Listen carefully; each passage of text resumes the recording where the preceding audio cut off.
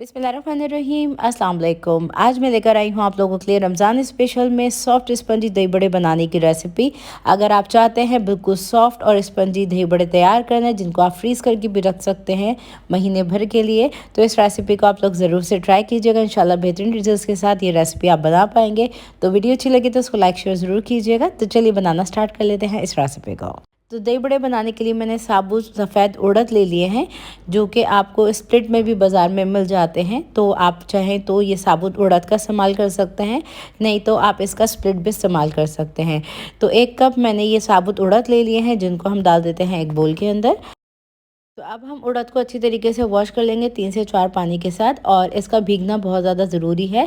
तो तकरीबन आप इसको 6 से 7 घंटे के लिए तो ज़रूर भिगोइएगा, नहीं तो पूरी रात के लिए भी आप इसको भिगो सकते हैं। तो इसको अच्छी तरीके से वॉश कर लेंगे हम। तो उड़द को मैंने बहुत अच्छी तरीके से वॉश कर लिया है, और वॉश करने के बाद इसको साफ़ पानी के साथ भिगो दिया है। तो मैं इसको पूरी रात के लिए भिगोऊंगी। तो नेक्स्ट डे हम इसका ये स्टेप कर रहे हैं। तो एक रात के लिए मैंने इसको भिगो दिया था, और देखें ये हमारा उड़द अच्छी तरीके से भीग चुका है। सोख होने के बाद आप इसकी शक्ल देख सकते हैं। अब उड़द को हम छन्नी की मदद से छान लेंगे, सारा पानी फेंक देंगे। तो मैंने यहाँ पे छन्नी की मदद से इसको छान लिया है, और जितना इसका एक्सेस पानी है इसको मैंने निकाल दिया है। अब हम इसको बोल में ट्रांसफ़र कर देंगे। तो सॉफ्ट स्पंजी दही बड़े बनाने के लिए कुछ अहम टिप्स हैं, ट्रिक्स हैं, जो कि रेसिपी को बिल्कुल परफेक्ट बना देते हैं। तो मैं यहाँ पे आइस क्यूब्स का इस्तेमाल कर रही हूँ उड़द की दाल को पीसने के लिए। तो ये 10 से 12 अदद मैंने आइस क्यूब्स डाल दी हैं। अब हम इसको मिक्सी जार में डाल देंगे। तो ब्लेंडर की जार में हम इसको ट्रांसफ़र कर देंगे, और इसकी हम एक स्मूथ सी पेस्ट बना लेंगे। बस इसमें हल्के हल्के से ग्रेन्स दिखने चाहिए, तो बहुत ज़्यादा आपने फ़ाइन नहीं पीसना है इसको। तो आप लोग मेरी इस रेसिपी को अभी कहाँ कहाँ से वॉच करें हैं, अपने प्रेफरेंस मुझे ज़रूर दीजिए कमेंट सेक्शन में। तो यहाँ पे मैंने उड़द की दाल को बहुत अच्छी तरीके से पीस लिया है, और ये दही बड़ों का मिक्सर हमारा रेडी है। तो इसको हम निकाल लेते हैं, और अब मैं दिखा देती हूँ इसका टेक्सचर। तो देखें हल्के हल्के से बारीक बारीक से आपको इसमें ग्रेन्स दिख रहे हैं। कुछ हमने इस तरह से इसको पीसा है। अब हम इसको एक बोल में ट्रांसफ़र कर देंगे। तो देखें बहुत ही आसान तरीके से आप इस तरह से मिक्सर तैयार कर सकते हैं। बस अब हम इसको तकरीबन 2 से 3 मिनट के लिए एक ही एंगल से फेंटेंगे, ताकि इसमें हल्कापन आ सके और इसमें एयर ट्रैप्ड हो सके। देखें एक ही एंगल से मैं चम्मच को घुमाते हुए ना इसको बीट कर रही हूँ, और आप देख सकते हैं कितना लाइट ये हमारा मिक्सर हो चुका है। इसमें आपने कोई सोडे का इस्तेमाल नहीं करना। बस अब हम इसके अंदर थोड़ा सा ज़ीरा डालेंगे साबुत। तो मैं यहाँ पे डाल रही हूँ हाफ़ टी स्पून के करीब साबुत ज़ीरा, और इसको डाल के बस अच्छी तरीके से मिक्स कर लेंगे। मैंने यहाँ पे हाफ़ टी स्पून ज़ीरा डाल दिया है, इसको डाल के अच्छे से मिक्स कर रहे हैं। तो ज़ीरा डालना ऑप्शनल है, अगर आपको ना पसंद हो तो इसको स्किप कर सकते हैं। अब हम इस मिक्सचर को टेस्ट कर लेंगे। तो एक छोटी सी कटोरी में मैंने पानी ले लिया है। थोड़ा सा मिक्सर उठाएंगे और इसको हम डालेंगे पानी के अंदर। तो देखें ये मिक्सचर जो है वो बैठ नहीं रहा है, फ्लोट कर रहा है, मतलब ये हमारा मिक्सचर बिल्कुल परफेक्ट रेडी हुआ है। देखें ये दही बड़े का मिक्सचर बैठा नहीं है, ऊपर फ्लोट कर रहा है, मतलब आपके बिल्कुल सॉफ्ट स्पंजी बनेंगे दही बड़े। तो इसको कर देते हैं साइड में। नेक्स्ट स्टेप में मैंने यहाँ पे 1 लीटर पानी ले लिया है, जिसमें हम डालेंगे 1 टेबल स्पून नमक। नमक के साथ ही मैं इसमें डाल रही हूँ हींग, जो कि डालूंगी मैं 1/4 टीस्पून। साथ ही हम डाल देते हैं इसमें धनिया के पत्ते, जिससे बहुत ही अच्छी सी इसमें खुशबू आ जाएगी। तो फ्लेवर के लिए मैंने हरा धनिया डाला है इसके अंदर। अब नेक्स्ट स्टेप में हम कर लेते हैं दही बड़ों को फ्राई। तो मीडियम गर्म तेल किया हुआ है मैंने। तो एक एक करके दही बड़ों को ड्रॉप करेंगे हम मीडियम गर्म तेल के अंदर, और मीडियम फ्लेम पे हमने इनको फ्राई करना है, ताकि ये अंदर तक भी सिक सकें, पक सकें, और बाहर से भी ये जले नहीं, स्लाइटली इसमें गोल्डन सा ही कलर आए। तो देखें जितनी हमारी स्पेस है उसी हिसाब से मैंने इसके अंदर दही बड़ों को डाल दिया है। दही बड़े डालने के बाद आपने चम्मच इसमें बिल्कुल भी नहीं हिलाना, बस हल्का सा आपने साइडों से इस तरह से हिलाना है।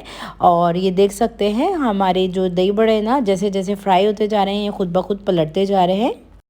फुल्कियों को हमने पकाना भी है और इसको कलर भी देना है। तो देखिए हमने थोड़ी सी आंच को बढ़ा दिया है, और अब मैं इसको लगातार फ्राई करती जा रही हूँ, और कलर देने के लिए इसको इस तरह से मिक्स करती जा रही हूँ। और देखेंगे परफेक्ट से हमारे भल्ले रेडी हो चुके हैं। इनको हम निकाल लेते हैं, और इसको हम डाल देते हैं इस इन्फ्यूज़ वाटर के अंदर, जो कि हमने तैयार किया है। तो देखें बिल्कुल ही सॉफ्ट है, दबा रही हूँ तो दब रहे हैं और वापस आ रहे हैं। जितने हमने दही बड़े बनाने हैं उस हिसाब से इस पानी के अंदर हम दही बड़ों को भिगो देंगे तकरीबन 20 से 25 मिनट के लिए। तो मैंने यहाँ पे दही बड़े डाल दिए हैं इस पानी के अंदर। इससे बहुत ही अच्छा सा फ्लेवर आ जाएगा इसके अंदर। इसको साइड में कर देते हैं। इन फुल्कियों को फ्रीज़ करने का ये तरीका है कि आप इस तरह से छोटी छोटी सी थैलियाँ बना के फ्रीज़र में डाल सकते हैं और डेली के हिसाब से या वीक के हिसाब से आपने जब भी बनानी हो तो जब निकालें पानी में डालें और बस दही बड़ों में डाल के आप इसको आराम से बना लीजिए।